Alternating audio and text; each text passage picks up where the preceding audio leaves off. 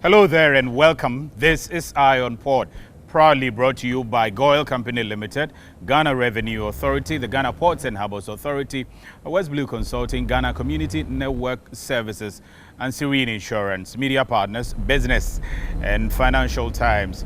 Folks, this program brings the port's activities closer to you and also you closer to the port. And this week, we want to bring the activities of the integrated custom management systems closer to you, because that particular system began operations at the port on the 1st of June.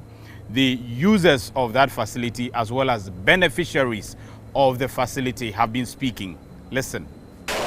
From Monday the 1st of June 2020, all transactions related to the import and export of goods at the various ports were supposed to be conducted through the Integrated Customs Management Systems, ICUMS, which is powered by the UNIPAS technology, a system government touted to be a one-stop service for all customs clearance procedures, providing an end-to-end supply chain solution that incorporates and consolidates existing systems that were previously in operation. As a result, previous vendors GCNet and West Blue ceased operations in compliance with government directives. But the first day of complete takeover of operations by the UNIPAS technology at the port did not seem to have impressed users, as freight forwarders vehemently protested the non-functional aspects of the new technology.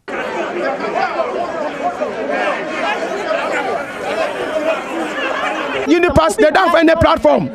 They are using GCNet platform. The GCNet platform belongs to GCNet, not belongs to UNIPAS.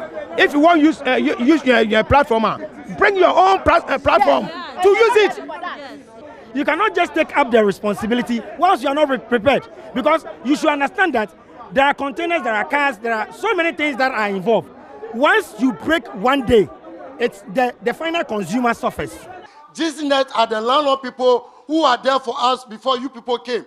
What are you supposed to do? You are supposed to come together and work together and see how effective they are. The freight forwarders describe the total takeover by the new technology without a parallel run with previous vendors in a pilot phase as unhealthy, as several processes including previous declarations made and approved EMDAs on the previous GIGS platform were inaccessible. Tax identification numbers 10 were not populating, hence UCR, which are the initial stages of the clearance processes, were not being done. Difficulty in migrating declarations and submission of house manifest were virtually impossible, amongst many other challenges. When we go to the shipping line for the shipping line release, the shipping line is not able to go to the ICUMS system. It's not working. Some of the tin pops up, some don't come at all. Some, when you are clicking to move ahead with the declarations, it doesn't go through. So the challenges were many. The popular problem was that they can't even access the very platform. You need to input your tin, and the tin will populate and give you all other information before you can continue. It is just not working. The development attracted the presence of the Minister of Trade to come to the port to interact with customs officials and the freight forwarders to resolve the situation.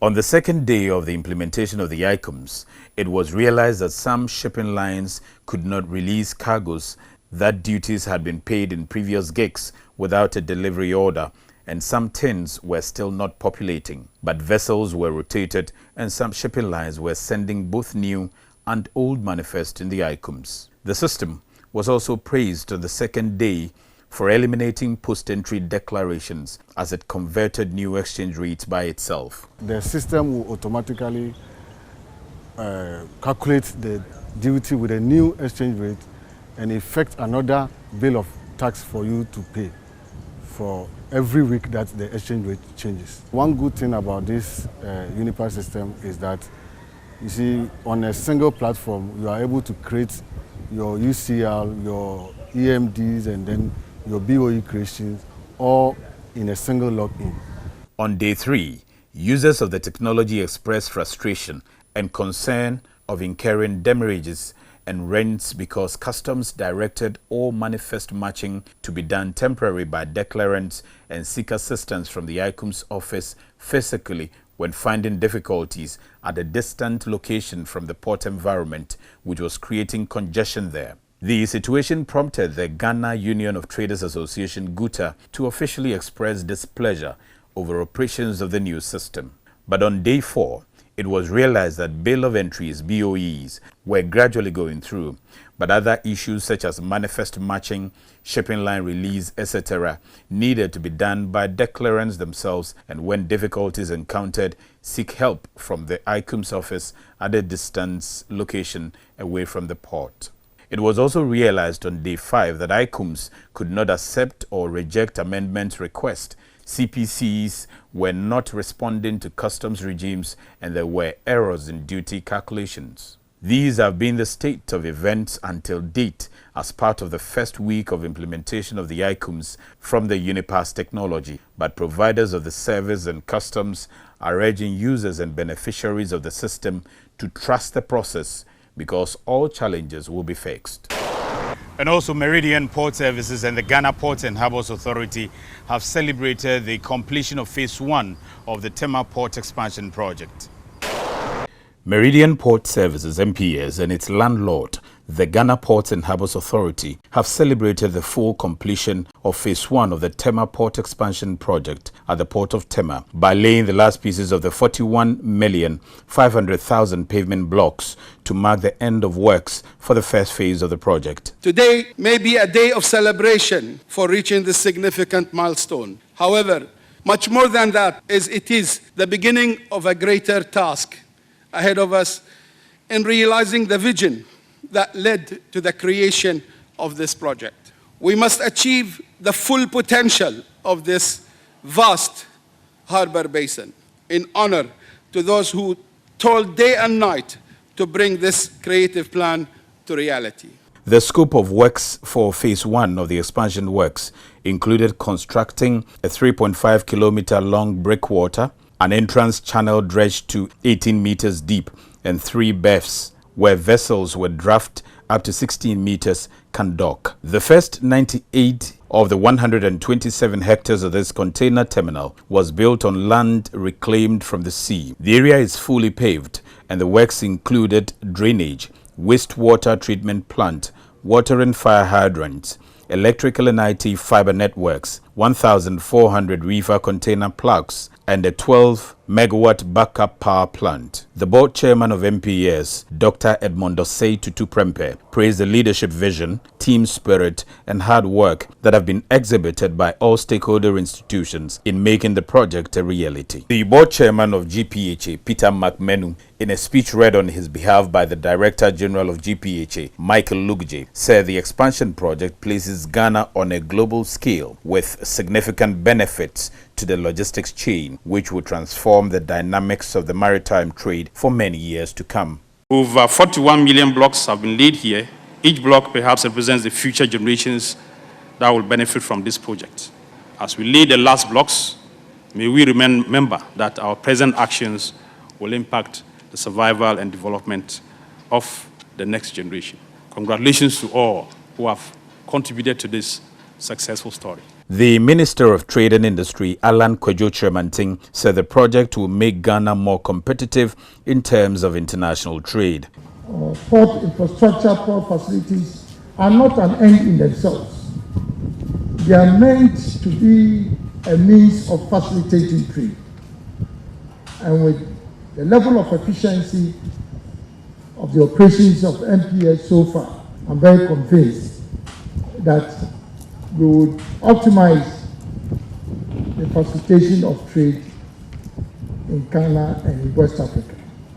The Minister of Transport, Kweku Ofori-Esiama, in a speech read on his behalf by the Deputy Minister of Transport, Daniel Nikwate Titus Glover, commended the technological infrastructure deployed at the Terminal 3 and called for stakeholder support to all IT innovation to ensure ease of doing business. The port remains one of the most critical sectors of the Ghana's economy, accounting for 90% of Ghana's international trade. His Excellency the President and the Commander-in-Chief of our Armed Forces, Nana Dankwa Akufo-Addo, since assuming office, has placed greater emphasis on the need to improve capacity and business environment in our ports. On 28th of June 2019, a symbolic key for Terminal 3 was handed to MPS by the engineers to signify the go-live of the expansion project, and on 1st July 2019, physical operations began at the new Terminal 3. Folks, you remember that around 2019, October thereabout, we brought you a story of an importer who had imported a borehole track into this country and complained bitterly about how clearing agents have swindled him. He was able to get that truck out of the port. We also advised him to head to the court and get some assistance and possibly get remedies out of breaching the contract between him and his clearing agent. Indeed, the outcome from the court is good news. He has been able to retrieve all his monies from the so-called clearing agent. Listen. On October 6, 2019, ION reported a story of an importer who had imported a borehole truck but claimed to have been swindled by his clearing agent. According to Insura Borehole, the importer, he had handed over 84,000 cedis to one Eric Senor Labi, who claims to be a clearing agent, to help him clear his borehole truck from the port. But the agent decided to abscond with the money without clearing the item. That's his full name. His name is Eric Labi Senor. I tested to him. Immediately I called, then he picked. I told him what he's doing to me. Is it good? Because Indian, I mean him no kura our India hono. Agent ni ji scan or ye adwuma ni na correct. Ade wumo awoya Ghana ni ade na bedu ha. Ye ade no keke mame no na we play hide and seek. When ION Port contacted the freight forwarder associations to ascertain the status of this so-called agent, it turned out he was not a member of any of the established freight forwarder associations. The Ghana Institute of Freight Forwarders took up the matter and assisted Insura to clear his borehole truck out of the port, while the ION Port team advised him to report to the police and possibly head to the court to get remedies for breach in agreement with Eric Senor Labi, the supposed clearing agent. Indeed, Insura found favor with the court and finally giving a judicial relief by securing the amount of money he had paid to the self-styled clearing agent. So, I mean, the day before the court case, they came to me with all the money in bulk, and then they paid, and then we went to the registrar to get this out. Okay, so you are satisfied now, fully? Yes, fully, sir. Insura says he has learnt lessons from the experience, although in a hard way. He had words of advice and appreciation for all those who supported him to secure his borehole track and his money back from his alleged swindler. You don't have to trust people too much. I mean, so I will recommend that one to you, and then upon the recommendation, you have to make a good follow-up. Don't give your money to a clearing agent to clear the goods for you. It's good. I mean, it's a good sign that the judge did not allow the case to travel for a long time. Sometimes when these people are duped and the case is sent to court, you know, the back and forth sometimes discourage some of these people. Is that the experience? Yeah, but if you listen to him, what he said the guy has so many cases at the court. Yeah, already. So if he has already, so what have they been doing? Speaking on lessons that can be learned from Insura's case, Kweku Ochodako, an executive member of the Committee of Freight Forwarders, who assisted Insura from the beginning, said importers must be vigilant in parting monies to anyone who professes to be a clearing agent. Some of them are partly to be blamed because they are attracted to people who will give them low prices. KOD advised importers to properly select a legitimate and licensed freight forwarder for their import clearance processes. I keep saying that if you are an importer and you're looking for a clearing agent, you can go to PNP, for instance, where my good Policy friend, and programs. Yeah, Smile is a supervisor there. He has the data of every, custom house agency and their telephone numbers. They will be able to tell you that, okay, go to company A or company B, or go to customs, or even go to Give Secretariat. Smile Agbemenu, supervisor at the Customs Policy and Programs Department, urged importers to make all payments directly to banks instead of handing them to agents. Do not have to give money to the agent to make payment on your behalf. In the case of Insura, there was no need for him to have given money to the agent. Okay. Let the agent do everything for you. When it is time for payment, you can go with the agent to the designated bank and do payment by yourself. Okay. That you know that the money is actually going into the government account. Smile urged importers to visit offices of their proposed clearing agents to ascertain their certifications before transacting with them. Don't meet anybody outside of offices and begin to give documents to them. Get to their offices and do that one. If you are not too sure of the office, go to a custom office and then verify.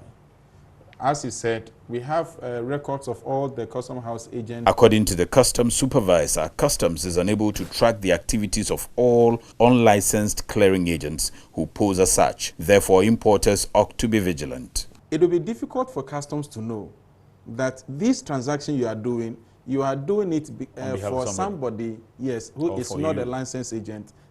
It is difficult for customs to know that. But what we can control is access to the platform, to companies and staff of the company. Now, when you give that out to somebody, customs wouldn't know.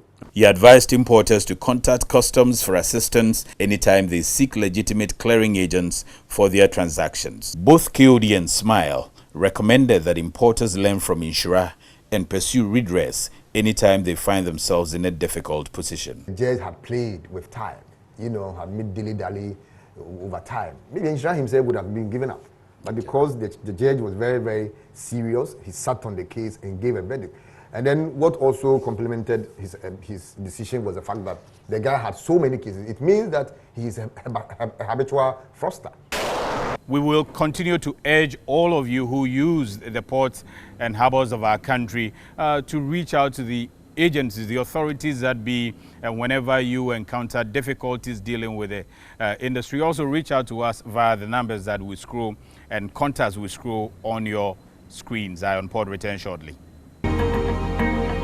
Coronavirus yare no yare a sign pa na kwan a efa so sign ne say obi nya bi na se opo wagu so ana se obinti gu so a utumi nya yare ni bi me kuma na menye ni okadiye ko ba mehe ji ameye hela ni amekenchenge mo hela ba chengbo ko hisa nu wata ni je mokoni yo hela ko chinemo alo eriomohe. We are expected to sanitize our hands when our hands are not visibly soiled or you can't really see dirt on your hands. If you can see dirt on your hands, the best thing to do is to wash your hands with soap and the running water. Every life in Ghana, to that extent, Africa matters. And it's up to us all to join hands to prevent the spread of coronavirus. Here's innovation from Goyle that takes you further.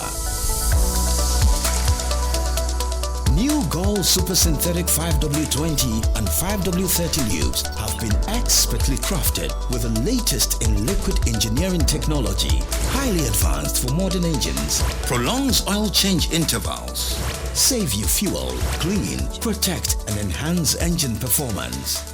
The way engines work has become complex and Goyle has innovated to stay ahead. Expertly crafted lubricants that work excellently with all petrol and diesel engines of today. New Goyle Super Synthetic 5W20 and 5W30 lubes. Innovation that takes you further. Goyle. Good energy. Electricity, then pay your taxes. Yeah. Our taxes, our future. Because you see, without our taxes, we wouldn't have good roads, good schools, better hospitals, street lights, and other very important social amenities. When we pay our taxes, we give our children free and quality education. Talga, my money too small. Why should I pay my tax? Look, small. Salifo, it doesn't matter how small or big your business or income is. You still have to pay your taxes. The little taxes from each and every one of us, when put together, could give your community clean water or that deprived school with tables and chairs. Please pay your taxes. It is your responsibility. It is your civic duty. It is the law. Oh, how are you? Hi Yvonne, a few words please. Everyone is talking about the fire at your production house last week. How are you holding up? Has production stalled? No, not at all. My crew and everyone on my set is perfectly fine. because I insure with Serene Insurance. As a matter of fact, I've had all my equipment replaced, including the vehicles that were affected. My workers have been sorted out. Even my production downtime has been covered. So it's all good. I have a meeting to attend to, so I have to get going. Sorry about that. Which insurance company did you mention? Serene Insurance, the new face of insurance, a member of First Sky Group. Welcome back from the Rick, still watching Eye on Port, and coming up next are some local news. And you remember, folks, that last week we spoke exclusively to the Railways Development Minister, who said that projects have been stopped or halted for a while because of the COVID-19, but the people who got COVID-19, about 70 of them, they have recovered, and today we can tell you that they have resumed work. Also, the Railways Ministry has signed some contract to begin construction of the Western Rail Line. All of that come up in news.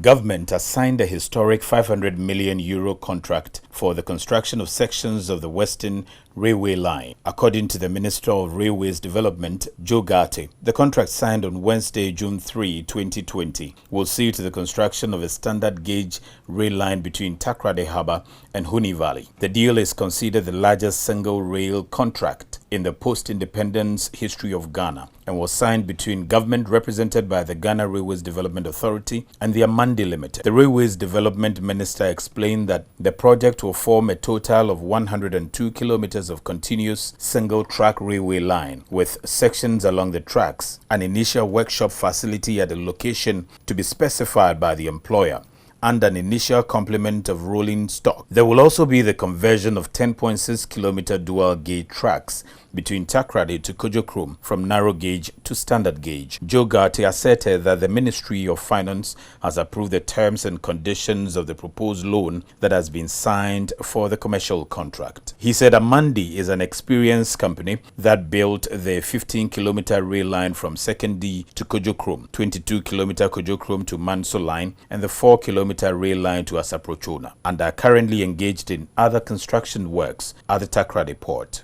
On Sunday, May 31st, 2020, the Railways Development Minister told Eye on Port that the year 2004 was the last time cocoa was carted on the Western Line, a development that has negatively impacted the cost of doing cocoa business here in Ghana. He asserted that in order to address the situation, Western lines which are currently being revamped will relieve the pressure suffered by roads which get constantly destroyed by heavy-duty vehicles carrying goods. The President, Nana Addo Dankwa Akufo-Addo, on the advice of the Ministry of Health and the Ghana Health Service, has directed ICUMS, the company constructing the rail line from TEMA to MPAKADAN in the Sojaman district, to resume work immediately. The Eastern Regional Minister, Eric Kwache Dafoe, communicated the President's directive to the company at a short ceremony to welcome AFCON's workers back to site and reopen their work camp for the continuation of the project after it was suspended in March. According to reports, all the 82 workers of the company who tested positive for the coronavirus disease have recovered. The workers, mostly Indian supervisors and other workers of the company, had to quarantine themselves, leading to the suspension of work for more than 11 weeks, as was confirmed by the Minister of Railways Development, Joe Garte, on Eye on Port. What happened was that over 70 people in that camp caught the disease. Over 70 About workers 70 people within the railways. Yes, Oh, are there on that line, at the Pong camp. But Ghanaians or foreigners? Foreigners. The Eastern Regional Minister said the railway line under construction is a major project dear to the government and the people of Ghana. The Deputy General Manager of AFCON said every worker had learnt a lesson in one way or another from the outbreak of the pandemic and would abide by the safety protocols. Speakers at the ceremony emphasized the need for the workers to observe safety and hygienic protocols regarding COVID-19 and also charged Ghanaians in general and residents within construction areas to refrain from stigmatization against the workers.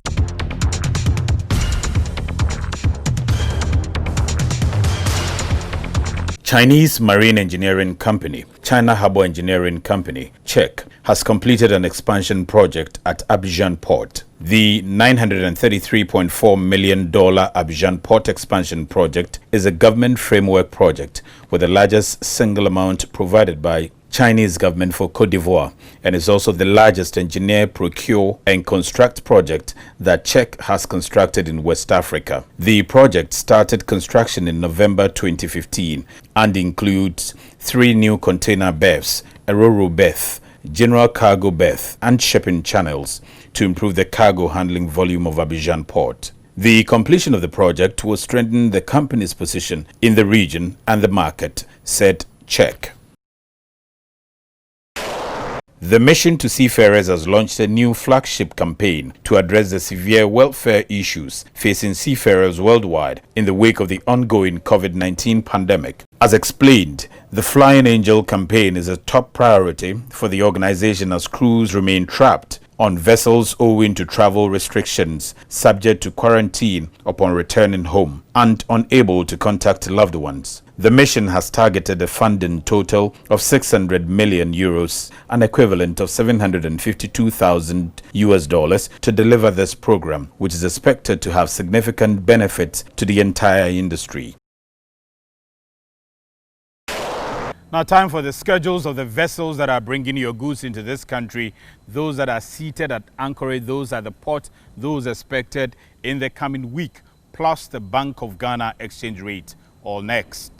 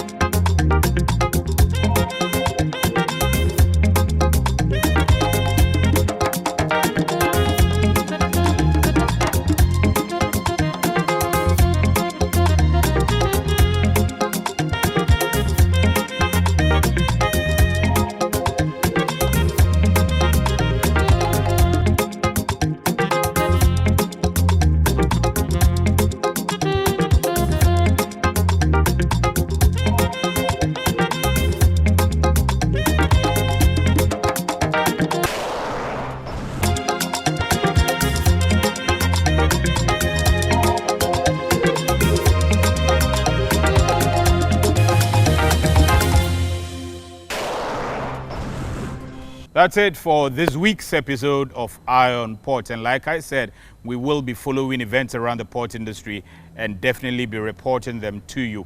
If you have any concern dealing with the port, you can always reach us via the contacts rolling on your screens. Thanks a lot to you for watching the program. Also, thanks a lot to the entire team: Robert Nyantechi, Godwin Kabute, Solomon Anderson, Joe Bone, Joe Lavo, Lawrence Gazy, and the executive producers of the program, Nana Esisudoberg and Esther J.B. Donko.